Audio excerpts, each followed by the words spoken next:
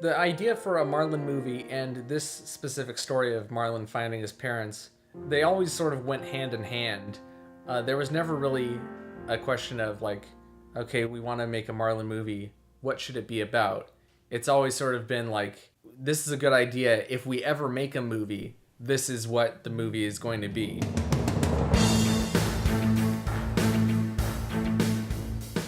So Lane, what are we doing today? It's the first day of filming the Marlin movie.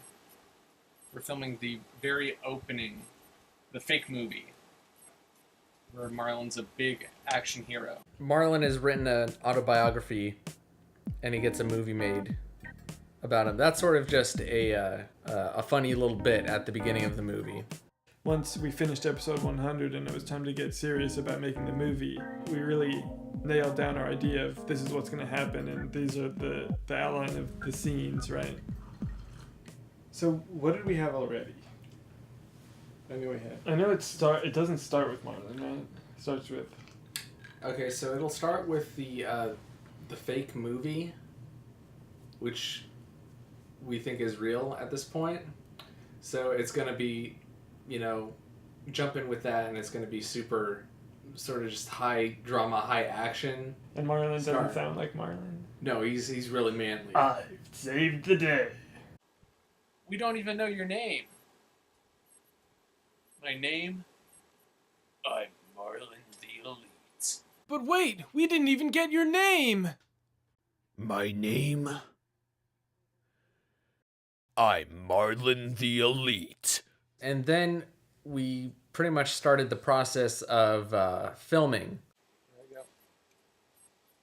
We'd go and film some of the rounds, and then, we'd record a temporary track of our lines as we were doing that. The body acting is fun because it's sort of quick, and that's sort of the first incarnation where you really see what's taking shape. I like doing the filming it in the game. That's almost sort of neutral. Like, it's not boring. It has to be done, but it's not like I hate doing it. So when we go and film, we only have 4 characters sort of to work with in split screen, because that's the max amount that we can have. So there's a lot of juggling around that goes with characters. And so sometimes we'll each be sort of controlling each other's characters when we're acting out these scenes.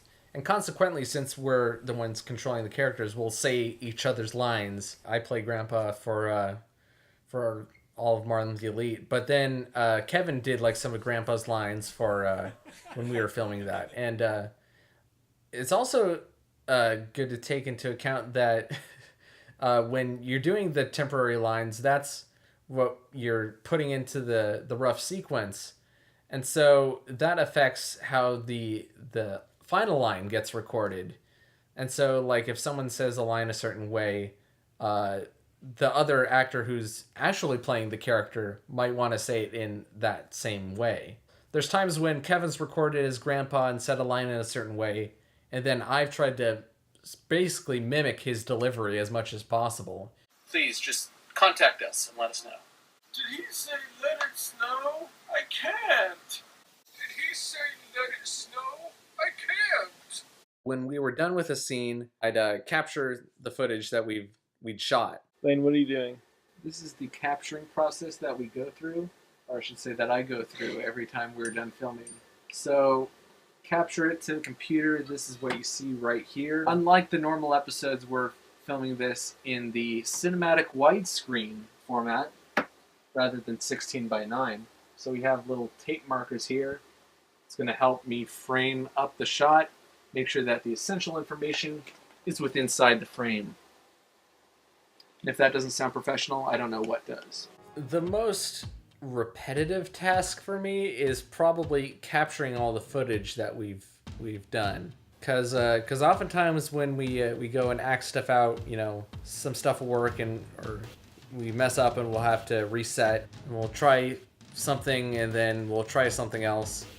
And that's all stuff that I have to fast forward through on the Xbox and sort of sometimes have to remember, okay, like, this sequence is the one that we wanted to use, not the one that came before, or vice versa. So I try and capture as soon after we film as possible. But then you'll get into sometimes these long films, which is like, sometimes they're like 45 minutes to an hour in length, where you have to go in and find sort of like these nuggets of what you want. And then it's really neat having the opportunity to go around pretty much nearly wherever you want in the map to get, you know, a neat shot. So I'd pretty much edit the whole sequence like that. And then once I felt that sequence was pretty good and there was a good sort of rough version of what it was gonna be like, then I would adjust the shot height for our letterbox format that we're using. Unlike normal episodes, we chose to make this movie specifically for widescreen. So we have the letterboxes and everything looks more cinematic.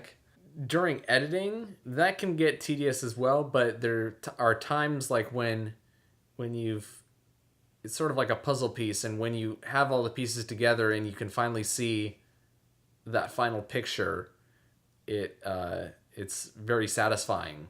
So then after that, then we'd start the process of recording lines.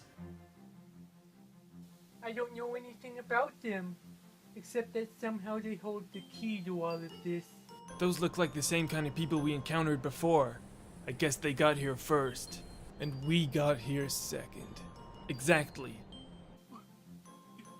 You know my parents? Devon Pierce, attorney at large, Wexford U. Now I don't know why you didn't just go to a cheap private investigator. You had to come to me, an expensive lawyer. It's to find 3 pieces of information. 1, spiders have 8 legs.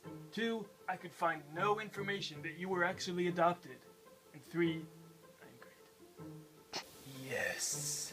Hello, Marlin. That's right. And I also know your parents. Not that I'm aware of. I'm through with you. You refuse to give me what I want. So, I hope I have your permission to go super sinister this time.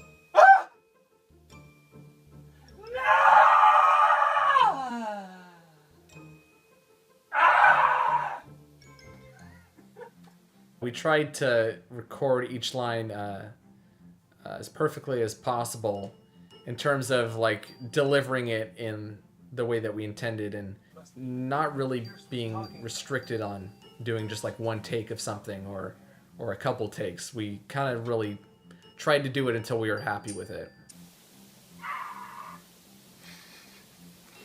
That one made me laugh.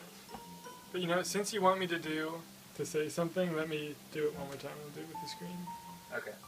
Phew, I wasn't ready to die yet. Doing voiceovers is sort of fun when I get to be creative and I get to improvise and come up with something funny, and if I say something and it makes everybody laugh and then we record it, that's fun. But also having to say the same thing over and over and over and over and over again. It gets repetitive and it gets boring and sometimes gets frustrating. Damn it! Maybe they're just trying to protect you from the truth. Are you sure you want to do this? Did he say let it snow? I can't. Agent Tom Sauce, reporting for duty. That's right, it's me, Corey Von Sexy. Well, that sucked. Was that you? The Gigabuster never busts from that end. Hang on!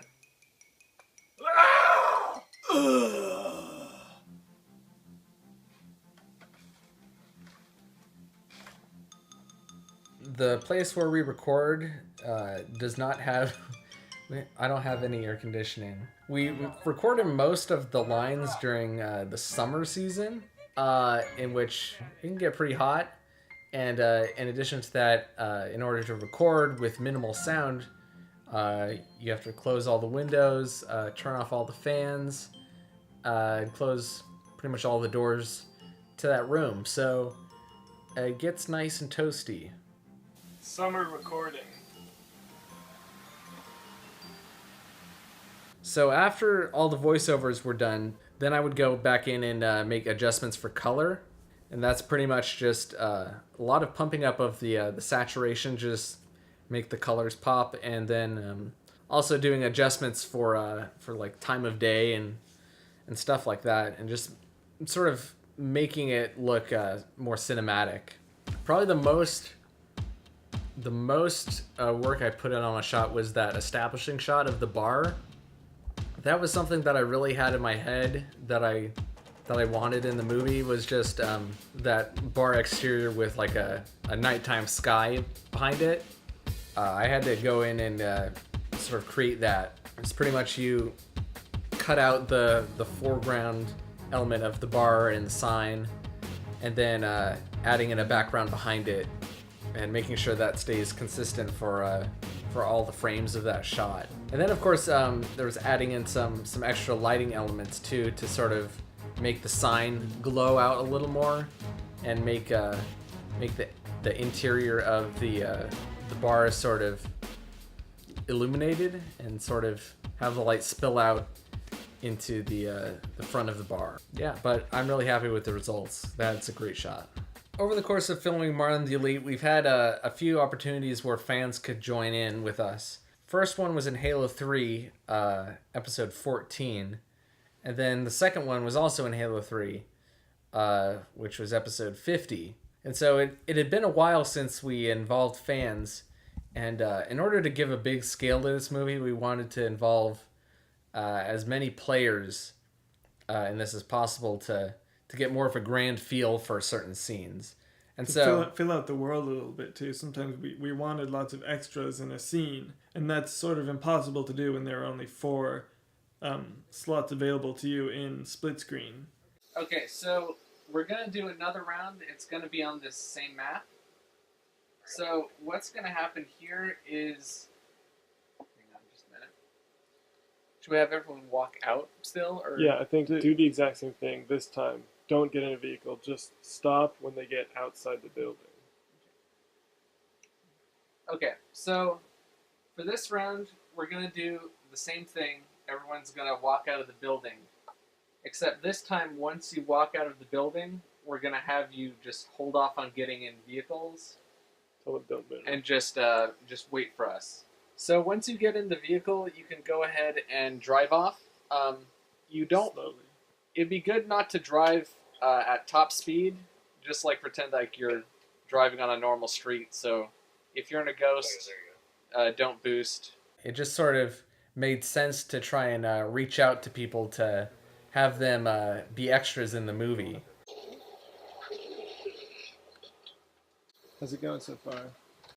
It's going great. People are really, really good. They're following our instructions and behaving themselves, which is frankly a lot more than I expected, but it's a pleasant surprise. It was a lot of fun, and you guys were absolutely great. You'll definitely all be getting your names in the credits, your gamer tags. Involving the fans in the movie was great, and we're really appreciated for all the people who came out and were in the movie. So for forging the different maps, oftentimes due to like the budget on the map and the space of the environment, usually it's easier to build a separate exterior for something and then build a separate interior for something, rather than just build it all in one. So a good example of that is the government building set. We built pretty much an exterior of the building where, you know, Marlin and Lemon Man could climb on top of and go into a vent. But then there was no vent, really going inside that exterior building. When we cut to them crawling through the vent, that's a whole different map that we made for just the interiors. And even then, all the interior, like rooms of the government building are not connected to one another. They're completely separate. I almost feel like it's almost like a real soundstage where you have everything that you need for one, like a movie or a show, in one stage, but it's all separated out within the stage, all your different sets. And I feel like that's almost what we did with that map, where you have the archive room and the tunnels and the elevator. That's all in that space, but it's sort of not where it would be if we were going to make the interior as a real constructed like place. Every sort of sequence as we were going and making the movie was in a different stage of completion, because we didn't want to just do all of like the acting out first and then just do all the capturing, because there would be a lot of wasted time. So as we finished the scene, I would start to sort of work on it as much as possible until we started on the next scene. This is a spreadsheet of all the stuff that we have to do and the progress that we've made so far. The X's indicate that we've completed that step for a particular sequence. But as you can see, we have still quite a ways to go, and we still don't have the final scenes added to the list, because we haven't done anything for those. Alright, that was good. And that'll be it. That's the last shot that we need for the movie. So, principal photography is officially complete. Yay. Ever since the first day that we started filming the first episode, it's always been something that we do for fun and something that we do because we want to and never because we have to. And we try to stick to a schedule, especially because we'd like the season to premiere on a certain date.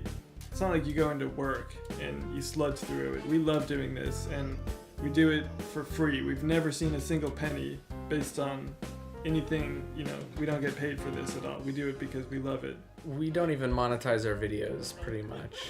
And I feel like even if we did, the monetary gain would definitely not offset the costs or the time, which we pretty much just put in just out of love and sort of, just for fun.